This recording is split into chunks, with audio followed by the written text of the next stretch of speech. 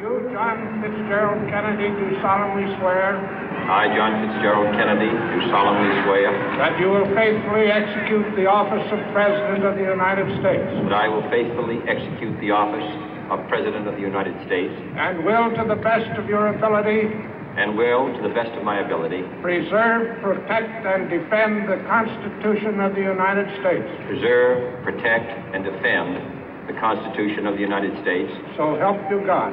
So help me God.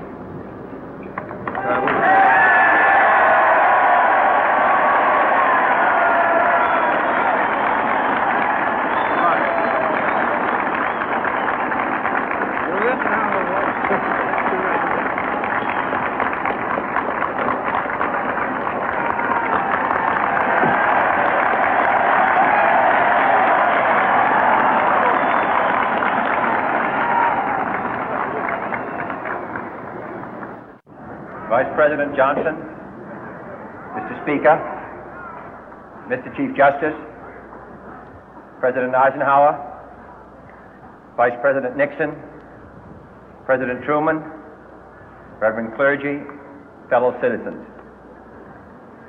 We observe today not a victory of party, but a celebration of freedom, symbolizing an end as well as a beginning, signifying renewal as well as change. For I have sworn before you and Almighty God the same solemn oath our forebears prescribed nearly a century and 3/4 ago.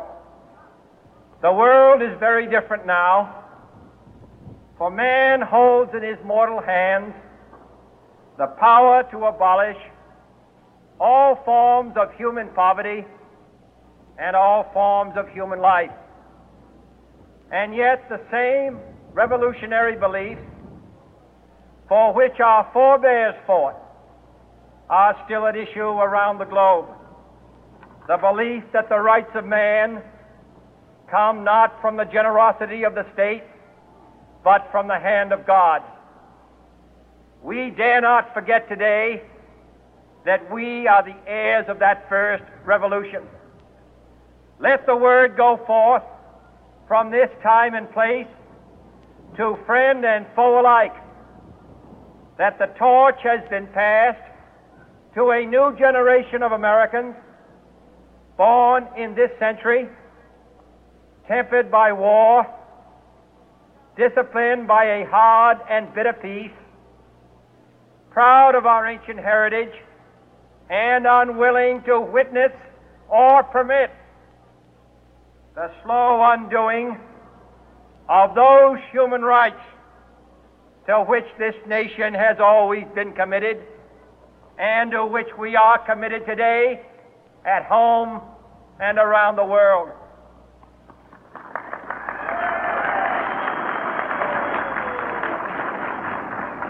Let every nation know, whether it wishes us well or ill, that we shall pay any price, bear any burden, meet any hardship, support any friend, oppose any foe to assure the survival and the success of liberty.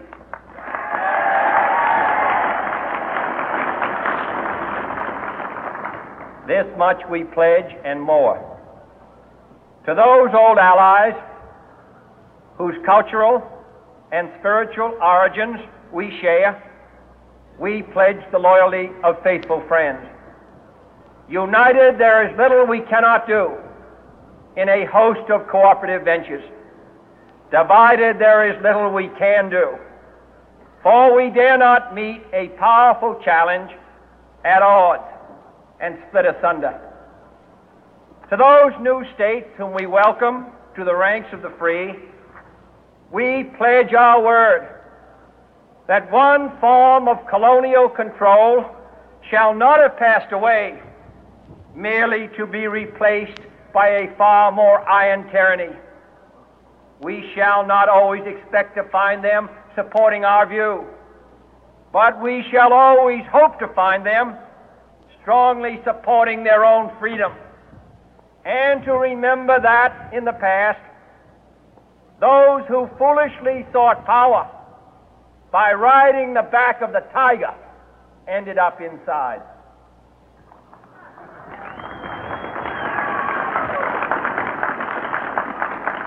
To those people in the huts and villages of half the globe struggling to break the bonds of mass misery, we pledge our best efforts to help them help themselves for whatever period is required, not because the communists may be doing it, not because we seek their votes, but because it is right. If a free society cannot help the many who are poor, it cannot save the few who are rich.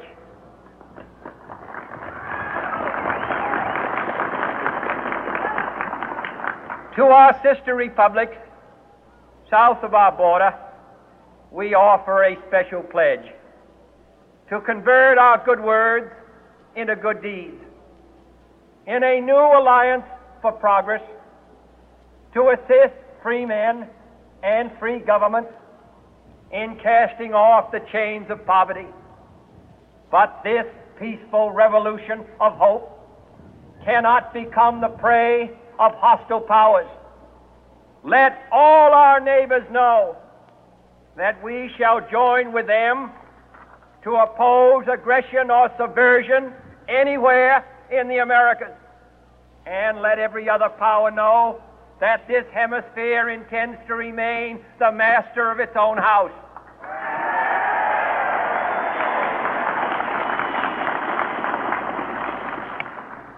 To that World Assembly of Sovereign States, the United Nations, our last best hope, in an age where the instruments of war have far outpaced the instruments of peace, we renew our pledge of support to prevent it from becoming merely a forum for invective, to strengthen its shield of the new and the weak, and to enlarge the area in which its writ may run. Finally, to those nations who would make themselves our adversary, we offer not a pledge, but a request that both sides begin anew the quest for peace. Before the dark powers of destruction, unleashed by science, engulf all humanity in planned or accidental self-destruction, we dare not tempt them with weakness, for only when our arms are sufficient beyond doubt can we be certain beyond doubt that they will never be employed. But neither can two great and powerful groups of nations take comfort from our present course, both sides overburdened by the cost of modern weapons, both rightly alarmed by the steady spread of the deadly atom, yet both racing to alter that uncertain balance of terror that stays the hand of mankind's final war.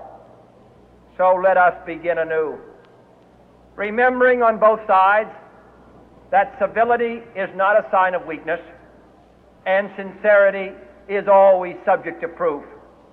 Let us never negotiate out of fear, but let us never fear to negotiate.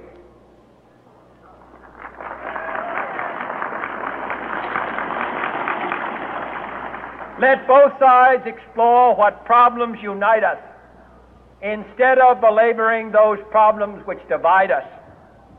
Let both sides, for the first time, formulate serious and precise proposals for the inspection and control of arms, and bring the absolute power to destroy other nations under the absolute control of all nations.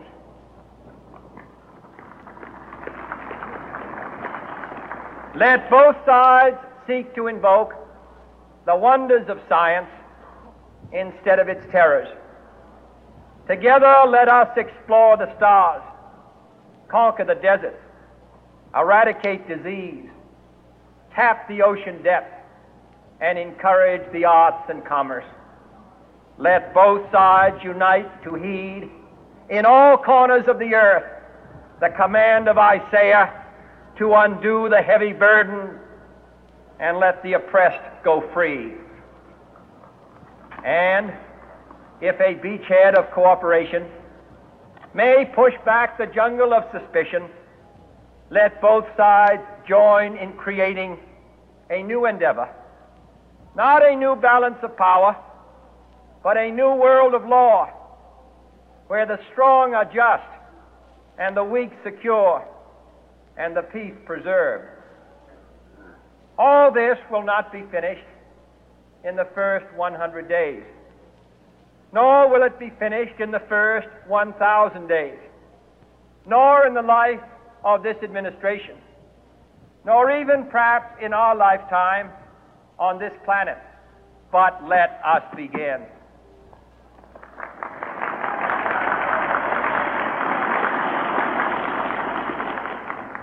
In your hands, my fellow citizens, more than mine, will rest the final success or failure of our course.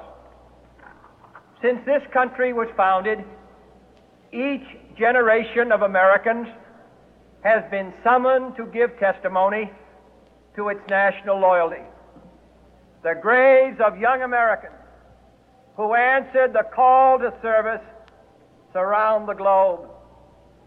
Now the trumpet summons us again, not as a call to bear arms, though arms we need, not as a call to battle, though in battle we are, but a call to bear the burden of a long twilight struggle, year in and year out, rejoicing in hope, patient in tribulation, a struggle against the common enemies of man, tyranny, poverty, disease, and war itself.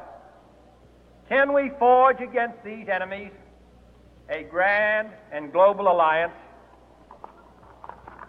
north and south, east and west, that can assure a more fruitful life for all mankind? Will you join in that historic effort?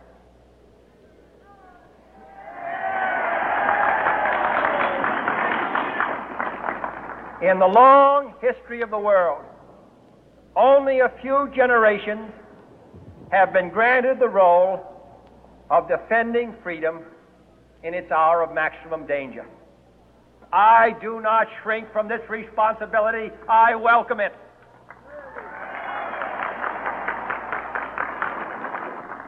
I do not believe that any of us would exchange places with any other people or any other generation. The energy, the faith, the devotion which we bring to this endeavor will light our country and all who serve it. And the glow from that fire can truly light the world. And so, my fellow Americans, ask not what your country can do for you. Ask what you can do for your country.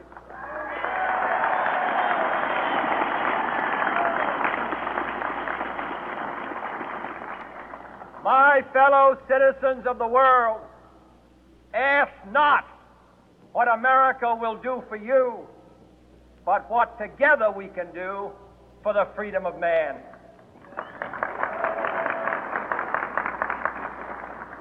Finally, whether you are citizens of America or citizens of the world, ask of us here the same high standards of strength and sacrifice which we ask of you.